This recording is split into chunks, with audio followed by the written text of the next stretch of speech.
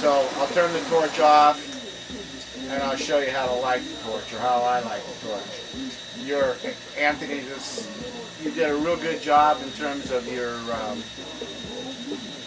settings on your regulators. Just fine.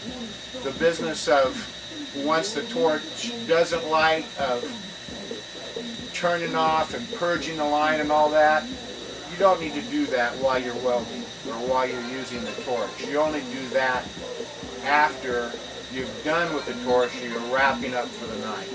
So what I've done is I've set my regulators on my gas and my oxygen to the same settings that you use. I have a number 3 tip on my torch, which is a pretty big tip.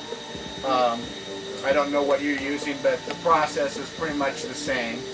I think that the reason that your torch is backfiring all the time is that you don't have enough acetylene when you try to add oxygen.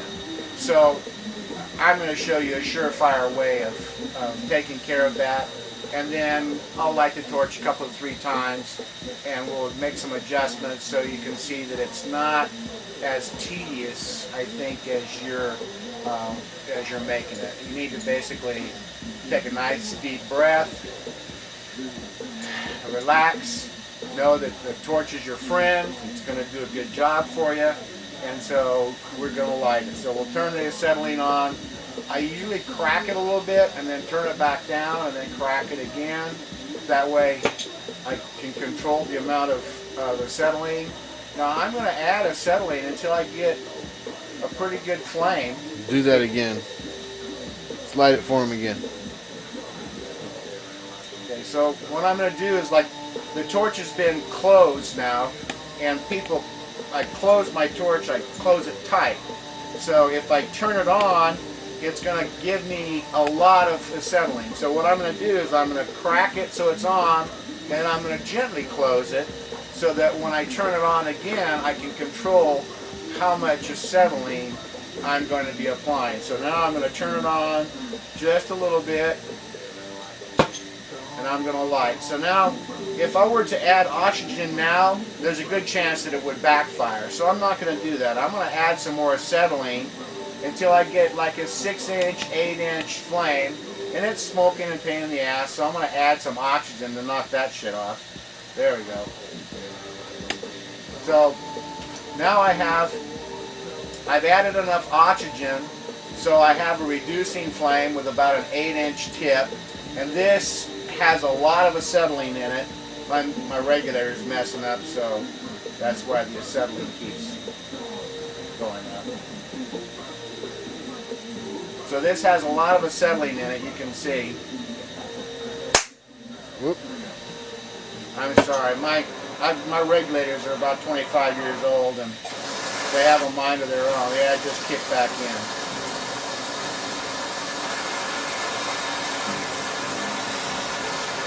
Okay, so let's do this again. Okay, so I'll light it, 6-8 inches, add oxygen to it. Okay, now this is not a very hot flame, right? It's not going to make anything hot, so I add more acetylene and more oxygen, and now you can hear it start to roar. Can you see the difference between the inside flame and the mid flame and the outside flame? Well, this is nice and yellowing over here. This is a reducing flame, and it's too much reducing, but it's a pretty good whip to heat something up, right? So I'm going to add a little more oxygen. Okay, now it's still a reducing flame, but it's only about a 1/2 inch to 3/4 of an inch, maybe an inch of that mid color here. And it's got a nice, okay, so it's only got about an inch of this mid color, and it's still smoking a little bit, but this is a nice heating flame. Now if you were going to do some soldering or some welding, you'll add some more oxygen until you only have 2 colors.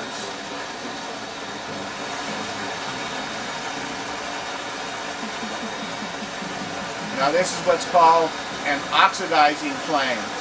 So you have this one central burning point, and then everything else is the bush, and you're getting a nice wide bush on it. So when you heat your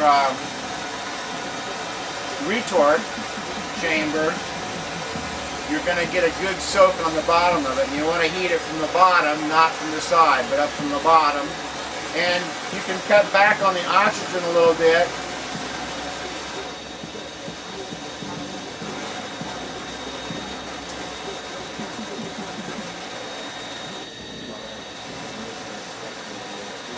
Till you have like an inch of that mid color.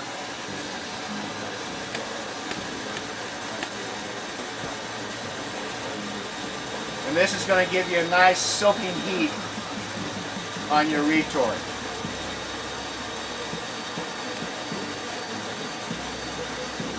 Okay, so now I'm going to shut this off and I'll turn the oxygen off.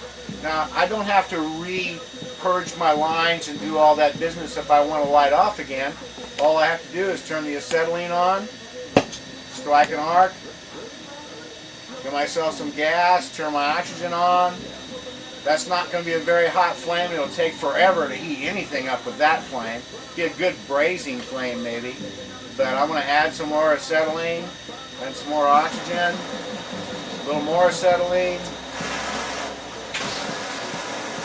There, I got that mid color now at about an inch. Alright? Got a nice bushy end flame. You know? You can hear it hiss. Hear that roar. That's a flame that you can heat something up with. If it's not turning your object red right away, so you may have a smaller tip, right? So you're going to have more acetylene. So if you want a hotter flame, more fire, well, turn your acetylene up and turn your oxygen up. You can adjust that mid flame.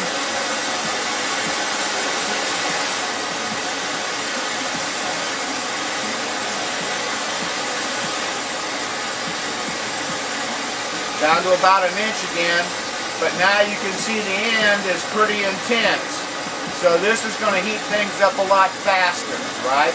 And you can just keep turning up the acetylene and turning up the oxygen.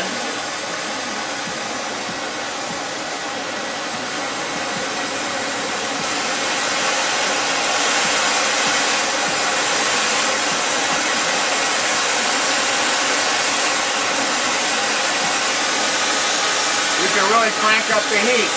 Now this is a flame that's going to get that retort hot, right? So to turn this torch off, just turn the acetylene off, turn the oxygen off. Oh, you want to light it again? Turn the acetylene on, strike an arc, little acetylene, add some oxygen. See, I don't have very much acetylene here, and it's trying to blow the torch out as I add oxygen to it. So I want to add some more acetylene so that when I add oxygen, I have a flame that I can actually do something with in terms of heating something up. And I can just continue to make it hotter.